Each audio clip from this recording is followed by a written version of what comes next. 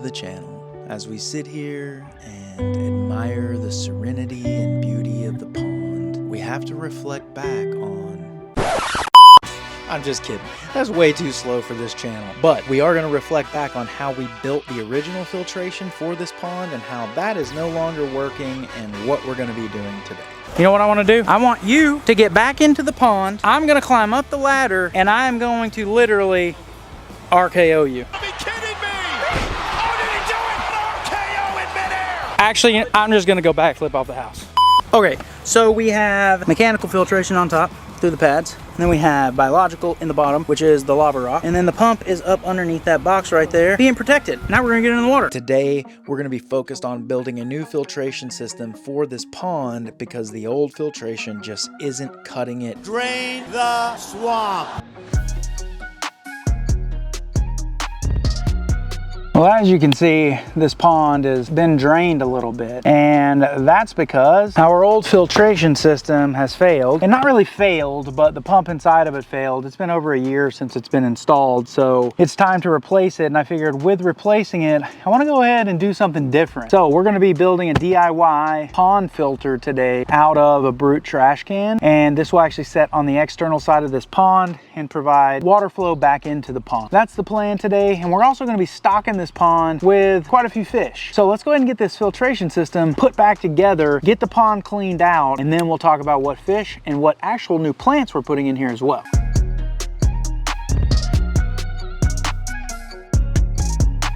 This is a very simplistic setup. What we're going to start with is drilling an inlet right here in the top of this can with our hole saw. If you don't know what a hole saw is, it looks like this, has a drill bit in the middle and then a saw blade on the outside, and it drills a perfect circle hole into something. We're going to use the drill, and that'll allow our piece of 1-inch pipe, which will allow our pipe to fit perfectly through that hole. Now we need to allow water to escape, but before we do that, we need to place this where it's going to go. And since we are only using this side now for gardening, we're actually going to place this right here, and it will sit right here halfway on top of this with some reinforcements on the back side right here to hold it up. So we can now make our outlets for our filtration system. So we want to make them about this high right here. So we're going to make our outlets about here. What we want to do is just drill 3 holes right about the same height across.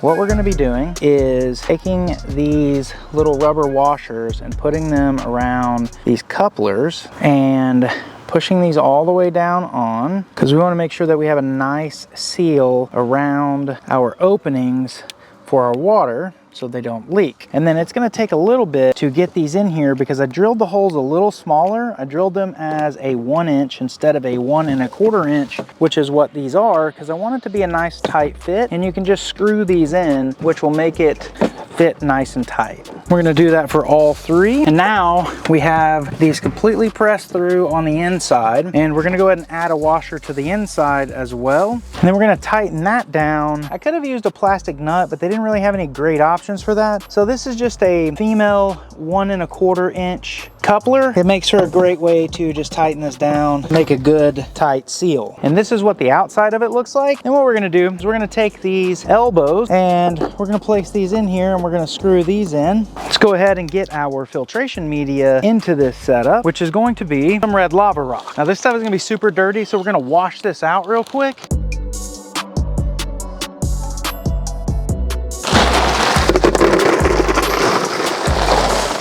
So with that, we're also going to add some of our filter media. It's already got beneficial bacteria in it. Make sure that this stuff is nice and spread around.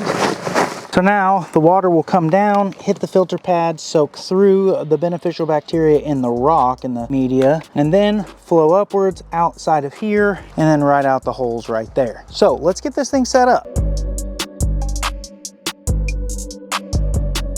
We have our outlets done. We need to go ahead and get our inlet put in. All right, this is a simplistic pump from Harbor Freight actually. It does 680 gallons an hour, I believe. It has a screw top right here. So what we have is a 3/4 inch to a 1 inch converter or male converter. We're gonna screw this in here like this, which will give us the ability to put our pump anywhere inside of this pond and run the pipe back. So what I wanna do is have this pump sitting here, pumping water from this side all the way back into the bucket over there. We're gonna use some PVC pipe to run across here, which will help us get that water there.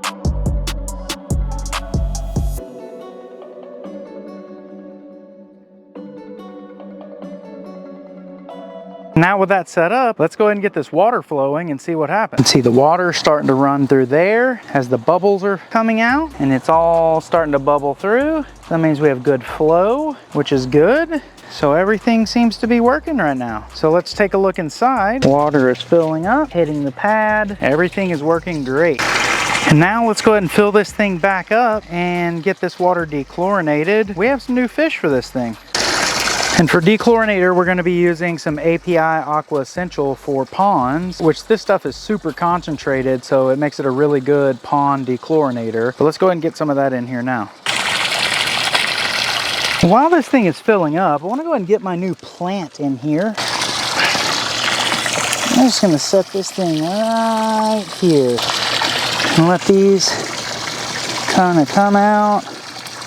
Do their thing, untangle them a bit. All right, guys. Well, now that this thing is full of water, let's go ahead and get our first fish added to this. Now, you will see that there's also plants in here, and we'll talk about what those are in just a minute. I do want to allow this water to clear up significantly before we add the second fish. We only have one that will be going in here, but I do want to let the water clear up before we put that one in there. These guys are super resilient and nothing's gonna hurt, and honestly, there's already a bunch of these in here anyway. I just happen to like this type of fish because it keeps the mosquito larvae under control and those types of things. And they also do really, really well in the winter because I'm trying to make sure that whatever is in here is going to survive the winter. So with that, let's go ahead and get these guys acclimated so we can get them in there. A few moments later. Well, these things are acclimated, so we're gonna go ahead and get these in here, and then we'll take a look at some of the fish under there and just see how and what we can see, because it is kind of murky right now as the water clears up from doing the water change and everything else. But let's just take a look at what we have.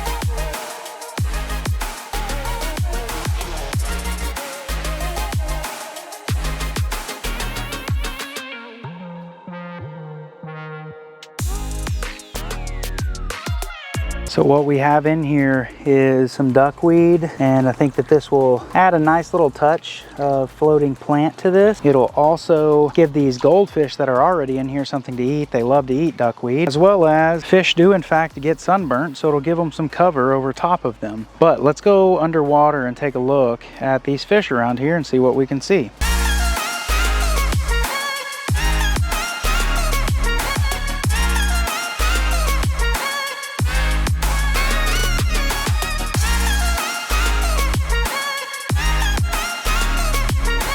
I think that the pond is looking great. As you can see, there's a lot of plant growth over there. There has been a lot of plant growth in this plant. And then this plant right here actually started to spread too, and it's all the way over here now. So that plant looks fantastic. We now have all this duckweed in here. We have this new lily. We just put a whole bunch of gambusia in here, which I really like gambusia. They're great feeder fish. They're also just great dither fish in general. So those are gonna look good in here. I'm gonna come back tomorrow with you guys, and we're gonna take a look at this. After all this water clears up, this filtration has time to clean this water out some, and we will add the next fish to this pond. So with that, guys, I will see you right now.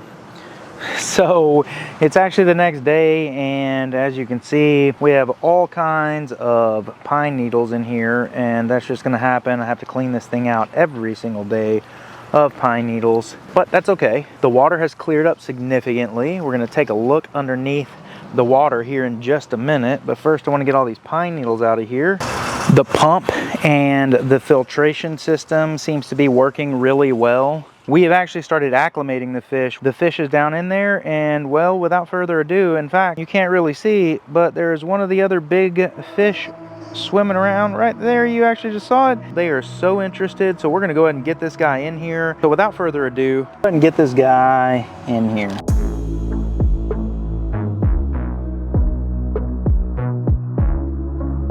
Also, by removing this big filter box out of this pond, it gives them so much more room. Like, as an example, what do you guys think about it? So much aerobics in here. So many activities.